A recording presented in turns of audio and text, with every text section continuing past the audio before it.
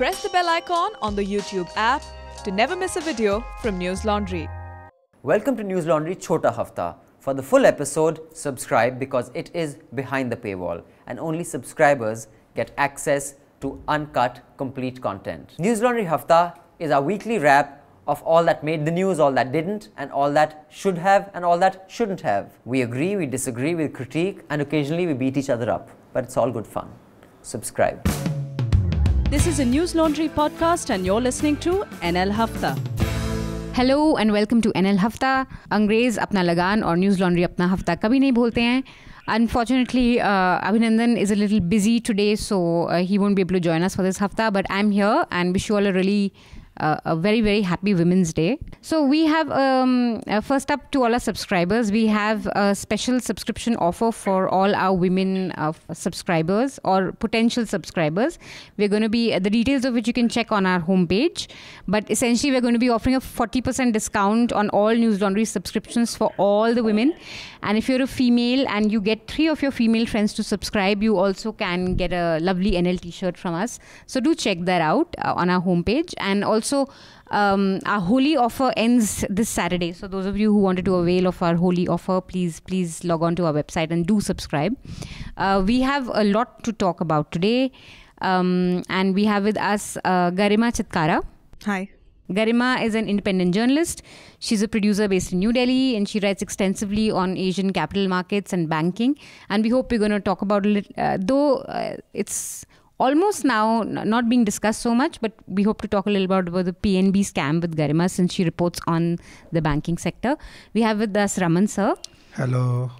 And we have with us TS Sudhir, who's going to be joining us to talk to us about the sensational new development of TDP leaving the alliance with BJP. So, hi. Yeah. Hi, Sudhir. Great to have you. And so apart from that, I'll just read out a bunch of things that's going to be on our, that we're going to be talking about. Of course, the week was dominated by elections in Meghalaya, Nagaland and Tripura. There was a lot of talk of BJP taking over in the northeast, the lotus or the saffron wave taking over northeast. We had the results of Meghalaya, Nagaland and Tripura being announced. This was the first, I think, instance of a direct left versus right fight in Tripura. I think CPIM was in governance. BJP came and won 35 seats and is effectively forming the government. Curious fallout of the election results was even felt in Tamil Nadu. So there was this statue of Lenin that was desecrated in Tripura, after which there have been multiple acts of vandalism. You've had a statue in Calcutta of Shama Prasad Mukherjee that was vandalized, then Ambedkar statue in Meerut, and then Periyar statue in Tamil Nadu. So we'll talk a little bit about that. We'll talk about the PNB scam and, of course, Karti Chidambaram. Sri Ravi Shankar had an interesting, he has offered an interesting out-of-court settlement for the Ayodhya logjam, which we'll discuss. And it happens to be Women's Day and great news coming in from the courts. Hadia's marriage has been upheld by the Supreme Court. So that's great news. She gets to be with who she wanted to be with. We can discuss that case also a little bit. So let's start with Sudhir. Tell us a little about this whole intrigue. What does this, how did this really happen? Because it was brewing for a while. And the union budget seemed to have been the last sort of thing that broke the alliance. But tell us a little about how this happened and what this means for 2019 or for BJP. Well, yes, it has been brewing for a while. In fact, though the union budget that really had nothing much for Andhra Pradesh was seen as the last straw, even towards the end of the last quarter of calendar year 2017, there were murmurs within the Telugu Desam whether it really makes sense for them to continue with the BJP, given that despite being an ally of the BJP both in Delhi as well as in Andhra, there were 2 BJP ministers in Naidu's cabinet. They weren't really getting much. They really didn't gain much from the alliance, as it were, because whatever the provisions, the promises which were made under the AP Reorganization Act of 2014, many of them weren't fulfilled. The fund flow was not satisfactory. There was a lot of to and fro about how much should be due. Just to give a small example, for instance, at the time of bifurcation, the then governor, who's also still the same governor, E.S.L. Narasimhan, they had calculated, and it was also upheld by CAG, that it's a revenue deficit of 16,000 odd crore rupees for the residuary state of Andhra Pradesh. But when the NDA government came to power, they contested that and they reduced it to 4,100 crore rupees, 1/4 of that. And then there was a lot of back and forth as to what should be the right sum. In between, they agreed on a sum of 7,500, but finally they gave only 4,000 crore rupees. So those are some of the complaints that the TDP has, saying that we haven't really benefited by being part of the ruling alliance. Also, there is a feeling within the TDP that the BJP's political powers may be on the wane, which is why they have taken a political decision, because they want to go to the people of Andhra Pradesh and say, we would have fulfilled all our promises, but for the fact that the BJP did not help us. That's interesting. They actually believe that BJP's power is waning. I mean, considering they've just won a lot of elections. I mean, I know it's at the northeast, but still. Well, it was around Gujarat that this talk started, and the fact that Gujarat was a close race led them to believe that, not everything is working in the BJP's favor. Then there were the bipolar results coming from Rajasthan. Then, of course, the union budget kind of changed everything. So, which is why from December and January onwards, there have been these murmurs which are going a little public from the TDP side, because that's usually Naidu's style. He'll kind of let it simmer for a while, let his people talk about, have a voice of discontent coming from his people. Then he himself spoke, saying that, if people are not happy, we'll walk out of the alliance. The BJP was also doing its bit of politics, because the state BJP leaders were encouraged to criticize Naidu's governance and stuff like that. Oh. So there was a lot of tutu-meme war of words which was taking place. It was kind of brewing for the last couple of months. And there's also some reports I was reading where Naidu has said that they were cold-shouldered and they really tried to reach out, but no one from the center was... He makes a lot of about the fact that he went to Delhi 29 times to talk about Andhra's cause.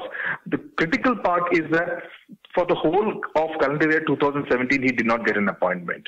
That was seen as strange, that he did not meet Modi despite being one of the senior most allies of the BJP in the ruling dispensation.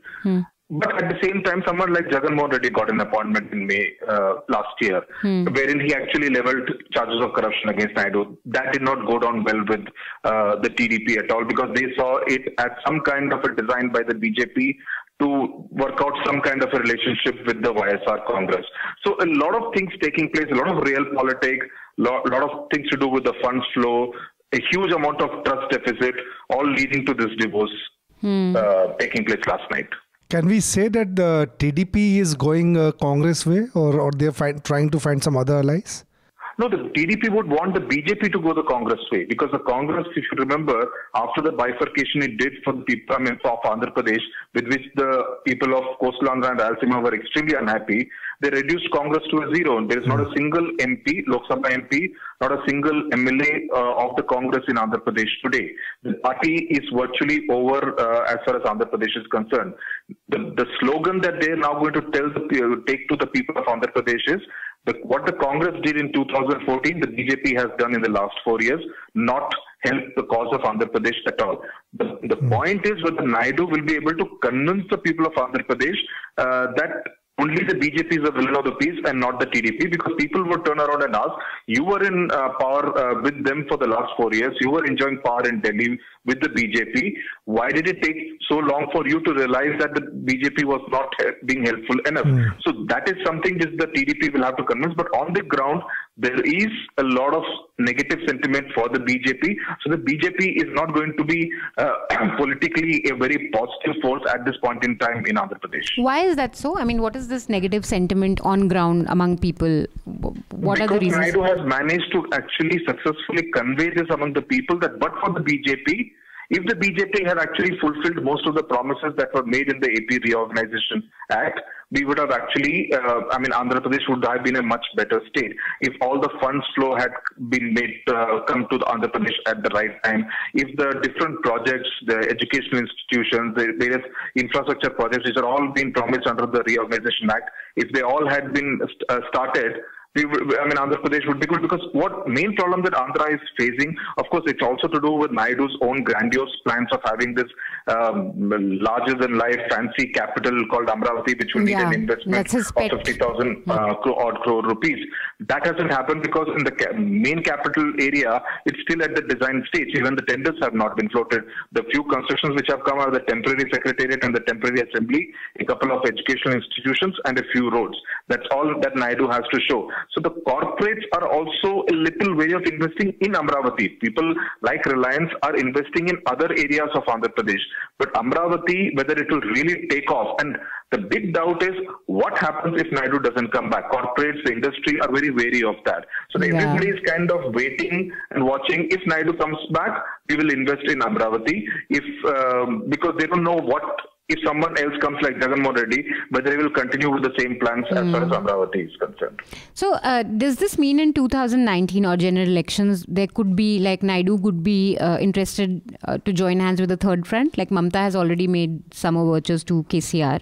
Do you see like Naidu also? A couple of things here. All these people, whether it is K. Chandrasekhar Rao or Chandrababu Naidu, they're all looking at a 1996 or rather hoping for a 1996 kind of a situation. 96 was when he was convener of the United Front, when he could have actually even become the Prime Minister instead of Deve Gowda or I.K. Gujral. He did not at that stage. But they are hoping that it will be a situation where the BJP can be pegged to just about 200 seats. The Congress is less than 100 seats, which will lead a good 225 to 250 odd seats for these regional parties. And that can be cobbled together. Of course, it will be a messy coalition as the past has shown. But that is something which many of these people are hoping for.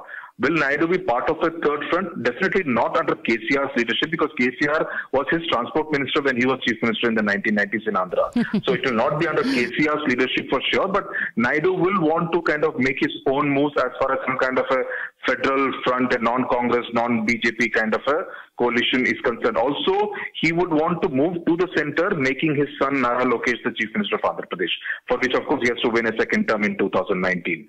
So once he gets his son appointed as the chief minister of Andhra Pradesh, Naidu would certainly look, at least as TDP, senior leaders in the TDP tell me, that he would definitely want to kind of move to the center and play a much bigger role.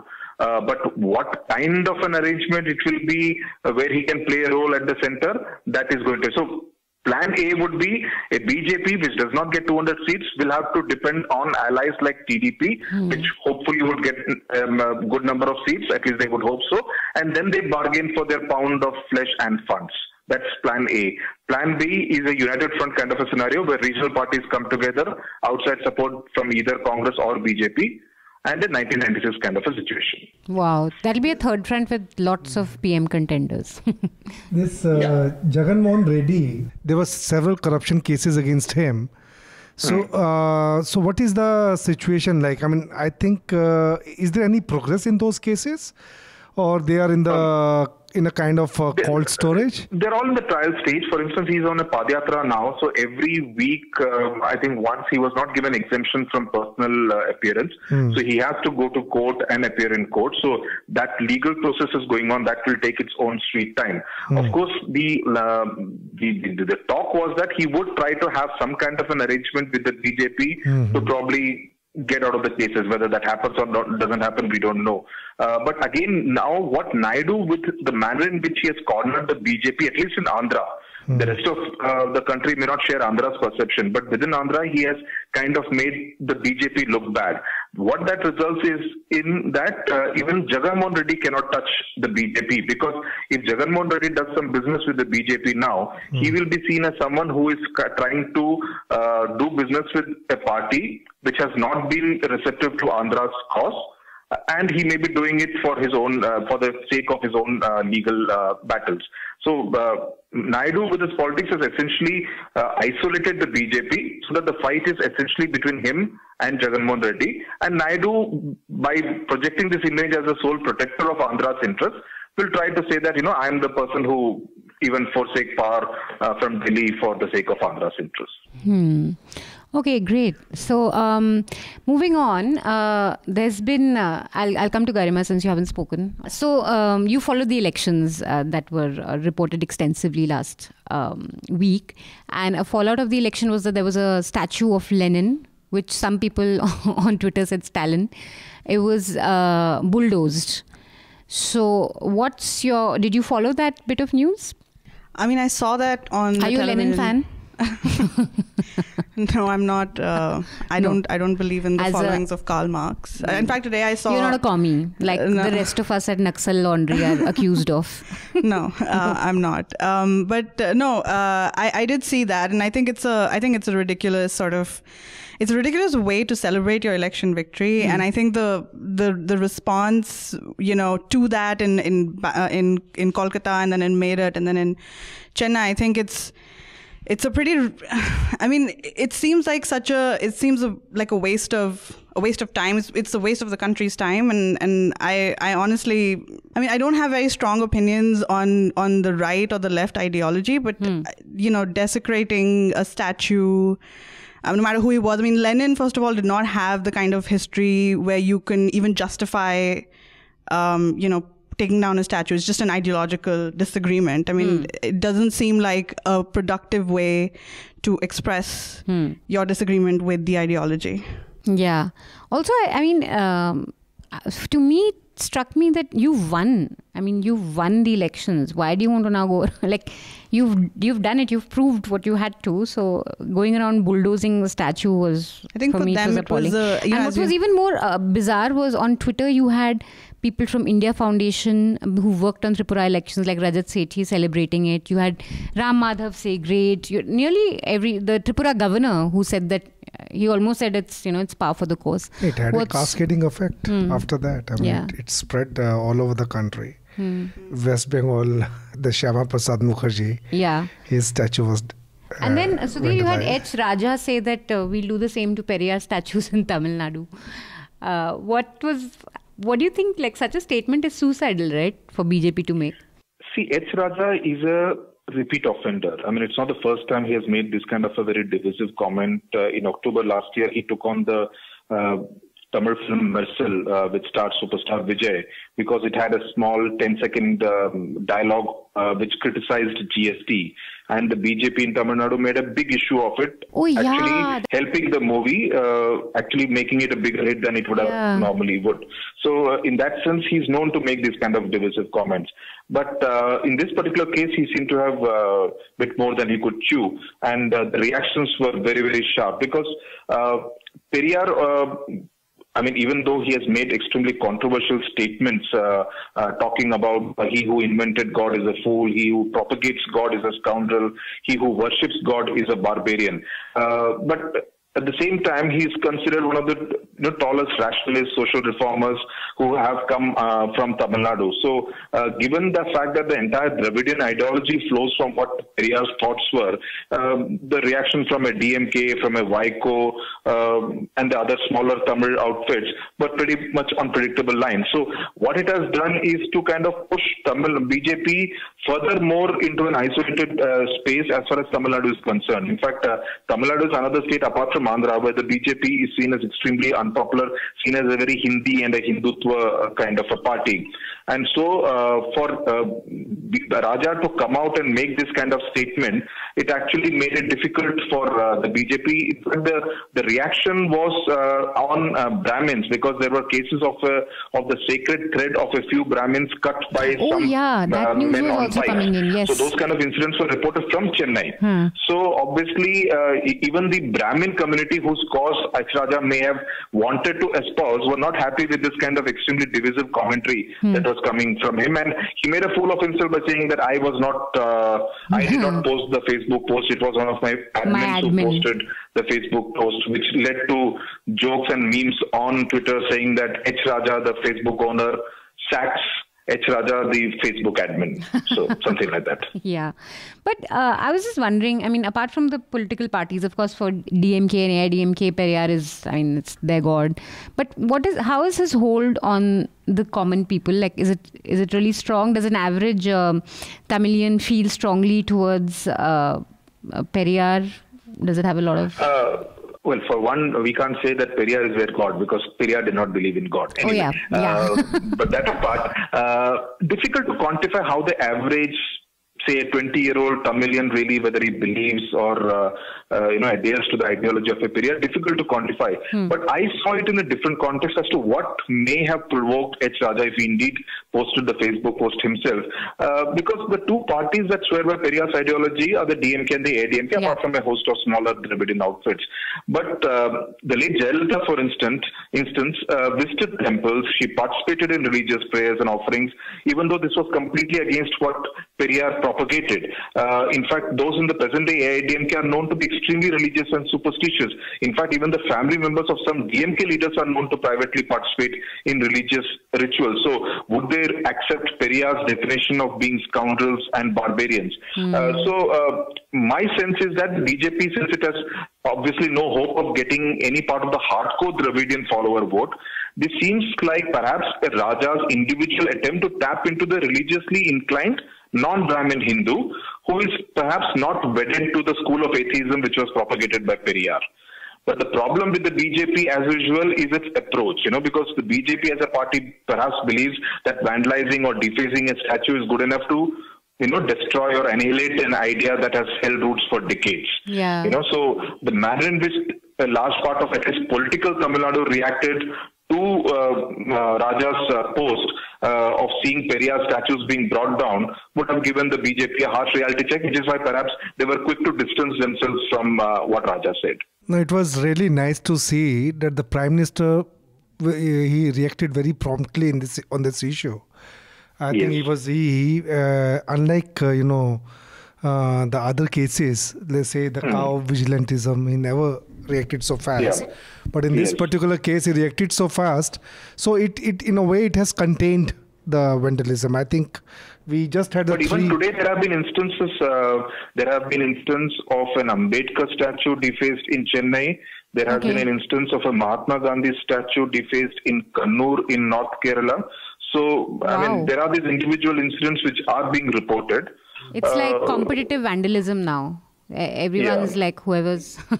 But interestingly, I was reading a little excerpt. I think someone on Twitter posted Periyar's views on Gandhi's statues, where he said that we should break. He was a staunch critic of Gandhi, and he said he was quite an enfant terrible actually.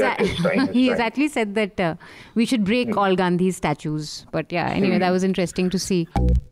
Sun liya Afrika, mufat khoron. Not to brag or anything, but News Laundry Hafta features in the top 50 in the world on SoundCloud in the news and politics category for podcasts. So do subscribe and see what you're missing, because when the public pays, the public is served. When advertisers pay, advertisers are served. Subscribe, help keep news independent and free. All News Laundry podcasts are available on iTunes and Stitcher and any other podcast platform.